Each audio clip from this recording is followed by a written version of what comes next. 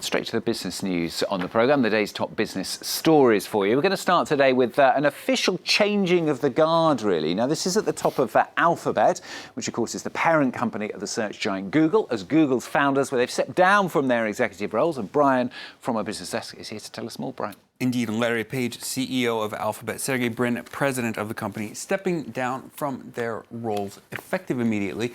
Taking over as CEO will be current Google chief Sundar Pichai. The move extends what's been an ongoing withdrawal from public and active management roles for Page and Brin, but they won't be out of the picture completely. Selena Sykes reports. The end of an era at Google. The online giant's co-founders Larry Page and Sergey Brin are taking a step back from parent company Alphabet, leaving their roles as CEO and president. In a joint letter announcing the shake-up, the pair said they would remain actively involved, but said it was the natural time for change. While it has been a tremendous privilege to be involved in the day-to-day management of the company for so long, we believe it's time to assume the role of proud parents, offering advice and love, but not daily nagging. After founding Google as Stanford graduate students in a garage over 2 decades ago, Page and Brin went on to become one of the tech industry's most successful double acts. The Silicon Valley duo moved from Google to Alphabet when it was created in 2015 as part of a restructuring to include new initiatives such as self-driving cars.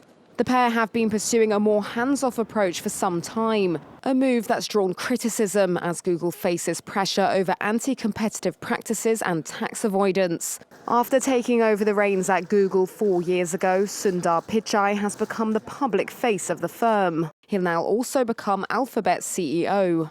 While the move is the most significant leadership change at Google since its creation, Page and Brin aren't giving up their ultimate power.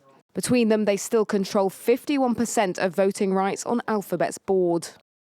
Next, the U.S.-China trade war could drag out through 2020 and beyond.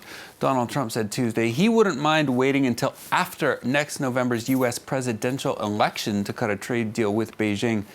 Negotiators on both sides say progress is being made, but disagreements remain over whether existing U.S. tariffs would be removed as part of a preliminary Phase 1 deal.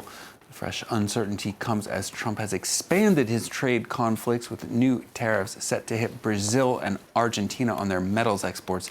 U.S. Commerce Secretary Wilbur Ross defended the administration's use of tariffs. Here he is. Well, tariffs are the core of international trade. The mechanism that you regulate trade with between countries is a combination of tariff and non-tariff trade barriers, or their removal. So tariffs are integral to trade, and they're a very important element of the whole system. Well, those renewed trade tensions sending Asian indexes lower on Wednesday, especially as new U.S. tariffs are due on Chinese goods on December 15th in the absence of a deal. The Nikkei in Tokyo down over 1% as shares in Uniqlo apparent fast retailing take a nosedive there. Hong Kong's Hang Seng down around 1.3%, Shanghai down 0.25%. The Kospi in Seoul was off 0.75% as shares in microchip firms take a hit there. Here in Europe, indexes mixed at the open as investors look ahead to some economic surveys coming out later today. London down slightly, the CAC currently here in Paris in positive territory, though, despite Washington's threat to slap new tariffs on French goods over the country's digital services tax. The Frankfurt DAX up around 0.25%. Well, finally, for business, Tesla CEO Elon Musk has never been shy about shooting his mouth off on Twitter.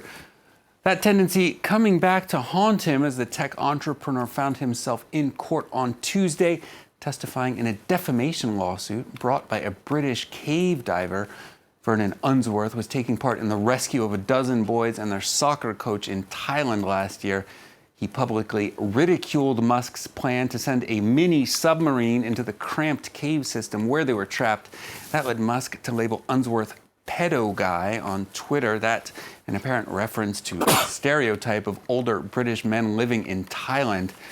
Musk testified he wasn't really accusing Unsworth of pedophilia, simply responding in kind after Unsworth tweeted he should stick his submarine, quote, where it hurts. And it's important to note that's not sticking it where the sun don't shine, Stuart, because that could be the cave, in fact, because the sun doesn't shine inside the cave. So yeah, well, I'm so glad you're here to give us that explanation, Brian. you've got to parse the details. Very, very useful. Thank you. Thank you. Our business and whatever else it is expert, Brian Quinn on France 34.